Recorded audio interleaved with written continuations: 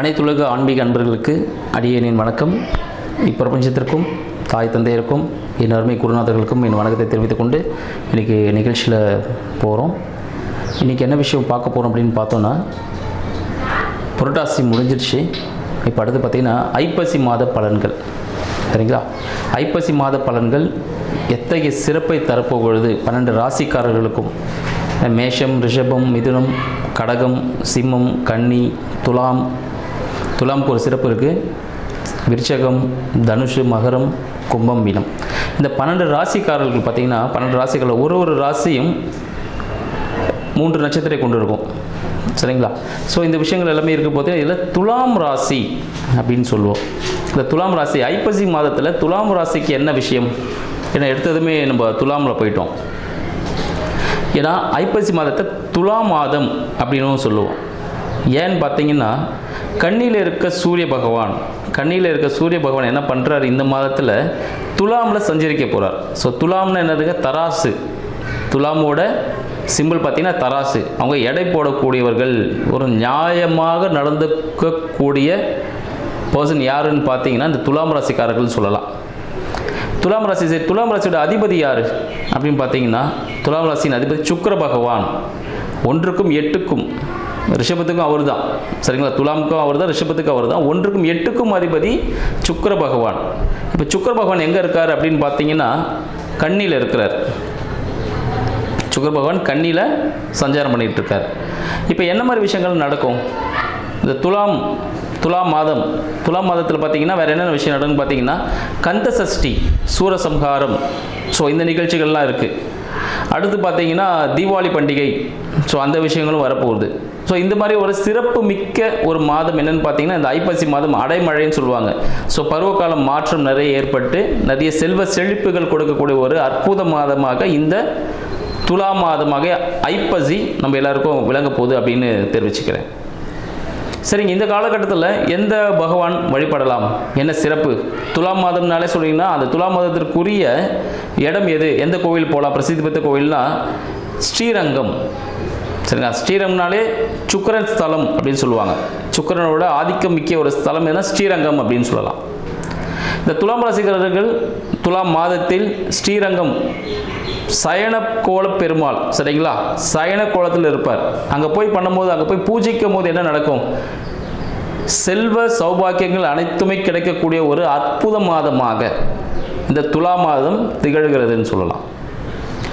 இந்த துலாம் மாதத்தில் என்னென்ன பண்ணலாம், என்ன செய்யலாம், 12 ராசிக்காரர்களுக்கு என்ன விதமான ராசி பலன்கள் நடக்கப் போகுது, என்ன சாதகமான பலன்கள், கடந்த மாதத்தில் என்ன விதமான பாதக பலன்களை நீங்கள் அனுபவிச்சிருந்தீங்களோ அதுக்கு என்ன ஒரு பிராயச்சித்தம், ஒரு நல்ல பலன்கள் இந்த மாதத்தில் கிடைக்க போகுது அப்படின்ற விஷயங்களில் இப்போ நம்ம போகலாம். துலாம் ராசி அன்பர்களுக்கு அடியனின் அன்பு வணக்கங்கள். துலாம் ராசி அன்பர்களுக்கு இந்த ஐப்பசி மாதம் எத்தகைய சாதக பலன்களை தரப்போகுது அப்படின்னு பார்க்கலாம். சரிங்களா? சாதகமாக பாதகமானு பார்த்துருவோம். ஏன்னா கடந்த மாதம் பார்த்திங்கன்னா நிறைய விஷயங்கள் உங்களுக்கு நல்லதாகவே நடந்திருக்கும். சில விரயங்கள் ஏற்பட்டிருக்கும். அந்த விரயங்கள் மூலமாக இந்த மாதம் பலன் உண்டா, எப்படி இருக்க போகுது அப்படின்னு பார்ப்போம். சரிங்களா? இந்த துலாம் ராசியில் பார்த்தீங்கன்னா 11ஆம் அதிபதி சூரிய பகவான். அவர் துலாம்லேயே இருக்கார். துலாம்னாலே பார்த்தீங்கன்னா இந்த தராசு அப்படின்னு சொல்லுவாங்க. ஸோ எடை போடக்கூடியவர்கள் நியாயமாக நடந்து கொள்ள வேண்டும் அப்படின்னு நினைக்கிறது யாரும் பார்த்தீங்கன்னா துலாம் ராசிக்காரன்னு சொல்லலாம். யார்கிட்ட ஒரு 5 நிமிஷம் பேசியிருந்தாங்கன்னா அவங்களை எடை போட்டுருவாங்க. இவர் ஒரிஜினல் தானா இல்லையா, இவர் கரெக்டாக உண்மை பேசுகிறாரா இல்லையா, அந்த விஷயங்களை ஈஸியாக யார் கண்டுபிடிப்பாங்கன்னா துலாம் ராசி அன்பர்கள் சொல்லலாம். அவ்வளோ ஒரு அறிவு நுட்பமானவர்கள்னு சொல்லலாம் இந்த துலாம் ராசி அன்பர்கள். சரிங்களா? இந்த துலாம் ராசி அன்பர்கள் துலாம் ராசியின் அதிபதியான சுக்கிர பகவான். துலாமுக்கும் அவர் தான், ரிஷபத்துக்கும் அவர் தான் சுக்கிர பகவான். அவர் எங்கே இருக்காருன்னு பார்த்தீங்கன்னா மாதத்தின் முற்பகுதியில் பார்த்தீங்கன்னா கன்னியில் இருக்கார். அப்போ என்ன ஆக போகுதுன்னு பார்த்தீங்கன்னா அவரோட பிரச்சனைகள்லாம் பார்த்தீங்கன்னா ரொம்ப ஒரு ஒரு பணம் செலவு செய்யக்கூடிய ஒரு விதமாக இருக்கும். ஒரு வயிறு சம்மந்தப்பட்ட பிரச்சனையில் ரொம்ப பாதிக்கப்படுவார். கடன் சம்மந்தப்பட்ட பிரச்சனை தீரான ஒரு பிரச்சனையாக இருக்கும். வாழ்க்கையில் மறைஞ்சு வாழக்கூடிய ஒரு அமைப்பை கூட ஏற்படுத்தும். அதாவது ஒரு மறைஞ்சு வாழ்றதுன்னா வெளியே நம்ம தலை காட்ட முடியாத அளவுக்கு ஒரு அவப்பெயர் ஏற்பட்டிருக்கலாம். ஒரு கோர்ட்டு கேஸ் சம்மந்தப்பட்ட விஷயங்கள் இருக்கலாம். தீராத பிரச்சனைகளில் சந்திச்சுட்டு இருப்பார் இந்த புரட்டாசியில். இப்போ அது எல்லாமே மாறப்போகுதா அப்படின்னு பார்த்தோன்னா இந்த ஐப்பசி மாதம் ஒரு பெரிய மாற்றத்தை ஏற்படுத்த போகுதுன்னு சொல்லலாம். சரிங்களா? இதில் என்ன விஷயம் முக்கியமான பார்த்தீங்கன்னா, பிரச்சனைகள் இவர்களை தேடி வரப்போகுது. இது ரொம்ப முக்கியமான விஷயம். பிரச்சனைகள் இவர் போய் தேடுறது வேற, பிரச்சனை இவர் தேடி வரப்போகுது மற்றவங்க மூலியமாக. அப்போ என்ன பண்ணலாம்? பிரச்சனைகளை தேடி வருமானு கேட்டால் வரும். அப்போ துலாம் ராசிக்காரர்கள் பிரச்சனை தேடி வரும்போது என்ன பண்ணலாம்னா, ஈஸியாக அவாய்ட் பண்ணுறதுக்கு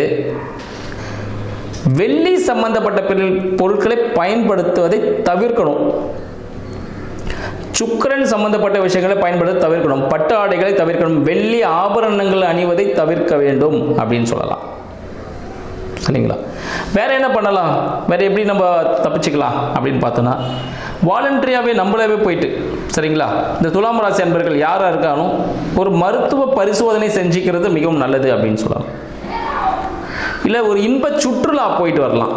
வாழ்க்கையில் இன்ப சுற்றுலா குடும்பத்தோட இல்லை நண்பர்கள் மூலமாக ஒரு இன்ப சுற்றுலா போயிட்டு வர்றது மூலமாக இந்த பிரச்சனைகளிலிருந்து தவிர்த்திடலாம் அப்படின்னு சொல்லலாம்.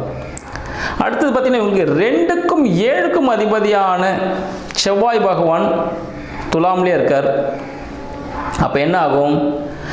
வாழ்க்கை துணையின் மூலமாக ஒரு வருமானம் உண்டு, குடும்பத்தின் மூலமாக ஒரு சொத்து வருமானம் அமையக்கூடிய ஒரு வாய்ப்பு உண்டு அப்படின்னு சொல்லலாம். பிற்பகுதியில் இந்த செவ்வாய் பகவான் 2ல் போறாரு. அப்போ என்ன போகுதுன்னா, அவருக்கு வாழ்க்கை துணைக்கு கூட்டு தொழில் நண்பர்கள் மூலமாக சிறிய பிரச்சனைகள் வாக்குவாதங்கள் ஏற்படும். நண்பர்கள் யார் என்று அறிந்து கொள்ளக்கூடிய ஒரு மாதமாக, அறிவுறுத்தும் மாதமாக இந்த ஐப்பசி மாதம் விலக போகுதுன்னு சொல்லலாம். அப்போ அந்த வாழ்க்கை துணைக்கு வயிறு சம்பந்தப்பட்ட பிரச்சனைகள், கடன் சம்பந்தப்பட்ட பிரச்சனைகள். அப்போ என்ன பண்ணலாம்? வாழ்க்கை துணை பேரில் ஒரு லோன் எடுத்துடலாம். ஏன்னா எல்லாத்துக்கும் ஒரு சொல்யூஷன்ஸ் இருக்குல்ல. நம்ம வயிறு வழியில் கஷ்டப்படுறதை விட வாழ்க்கை துணை பேரில் ஒரு லோன் ஒன்று, car loan, bike loan, home loan, ஏதாவது ஒரு லோன் ஒன்று எடுத்துட்டிங்கன்னா அந்த பிரச்சனை நம்ம சால்வ் ஆகிடலாம். அடுத்தது 3ஆம் அதிபதி, 3க்கும் துலாமுக்கும் 3க்கும் 6க்கும் அதிபதி எங்க இருக்காரு? 10ல் போற, உச்சம் அடைகிறார். முயற்சியின் மூலமாக, சரிங்களா, முயற்சியின் மூலமாக, தந்தை மூலமாக, சகோதரர்களின் மூலமாக ஒரு சிறிய அழுத்தத்தை ஏற்படுத்தும் அப்படின்னு சொல்லலாம். இது சிறிய அழுத்தத்தை ஏற்படுத்த சால்வ் ஆகும்னு கேட்டால் சால்வ் ஆகிடும் உடனே. பட் ஒரு அழுத்தம், ஒரு ப்ரெஷர் ஒன்று ஏற்படும். ஒரு சிறிய கடன் ஏற்படும். ஒரு சிறிய தொகை செலவு செய்வதற்காக நீங்கள் எடுத்து வைக்கணும் துலாம் ராசி அன்பர்கள். தாயார் சார்ந்த விஷயங்கள், தாயாரின் உடல்நிலை சார்ந்த விஷயங்கள், சரிங்களா, இந்த ஸ்கின்னு, மூச்சு சம்பந்தப்பட்ட விஷயங்கள் கவனம் தேவை. சின்னதாக ட்ரீட்மெண்ட் எடுத்தனாலும் சரியாயிடும். பட் சின்ன ஒரு ட்ரீட்மெண்ட் தேவைப்படும். அதை நீங்கள் கவனம் தேவை அப்படின்னு சொல்லலாம். அடுத்து உங்களுக்கு குழந்தைகள் சம்பந்தப்பட்ட விஷயங்கள், குழந்தைகளுக்கு இந்த காலகட்டத்தில் சிறிய சிறிய உடல் உபாதைகள் ஏற்படக்கூடும். என்னங்க எல்லாமே நெகட்டிவாகவே சொல்லிட்டு இருக்கீங்க, ஒரு பாசிட்டிவே இல்லையா அப்படின்னு கேட்டிங்கன்னா, குழந்தைக்காக காத்து கொண்டிருக்கூடிய துலாம் ராசி அன்பர்களுக்கு மருத்துவ உதவியோட குழந்தை பாக்கியம் கிடைக்க போகுதுன்னு சொல்லலாங்க. இது நல்ல விஷயம் தானே.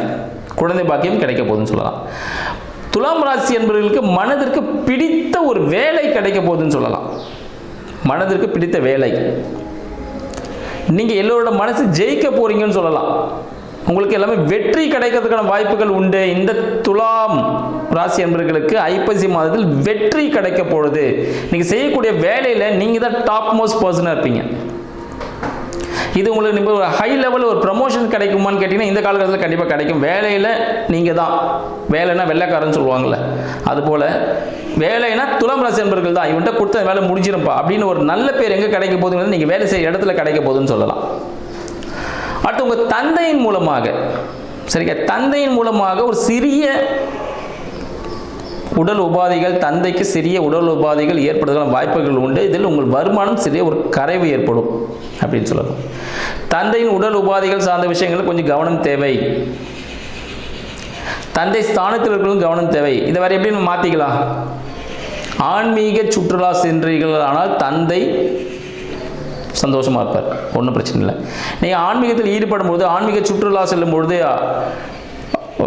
முதியோர் இல்லங்களுக்கு, குழந்தைகள் காப்பங்களுக்கு நீங்கள் உதவிகள் செய்யும் பொழுது நீங்கள் இந்த பிரச்சனைகளை நீங்கள் தவிர்த்துக்கலாம், சரிங்களா. ஸோ அன்னதானம் சம்பந்தப்பட்ட விஷயங்கள் நீங்கள் ஈடுபடுவது மிக சிறப்பானதாக இருக்கும். அடுத்து உங்கள் தொழில் எப்படியே போகுது? தொழில்னா கடகம் உச்சம், குரு பகவான் உச்சத்தில் இருக்கார். அப்போ தொழில் சார்ந்த விஷயங்கள் மிக சிறப்பான ஒரு அடுத்த நிலைக்கு நீங்கள் மூவ் பண்ணுறதுக்கான ஒரு வாய்ப்பு தொடக்கமாக இந்த துலாம் மாதம் விளங்க போகுதுன்னு சொல்லலாம். இந்த ஐப்பசி மாதத்தில் உங்கள் தொழில் உச்சமடைய போகிறது. நீங்கள் நினைச்சது நடக்க போகுது. ஒரு பெரிய ஒரு பணம் உங்களுக்கு கைக்கு வரக்கூடிய ஒரு அமைப்பு, பெரிய ஒரு முதலீடு, சரிங்களா, உங்கள்கிட்ட இன்வெஸ்ட்மெண்ட் பண்ணுவாங்க. இல்லை உங்களுக்கு பெரிய ஒரு லாபம் கிடைக்கக்கூடிய மாதமாக இந்த துலாம் ராசி அன்பர்களுக்கு கிடைக்க போகுதுன்னு சொல்லலாம்.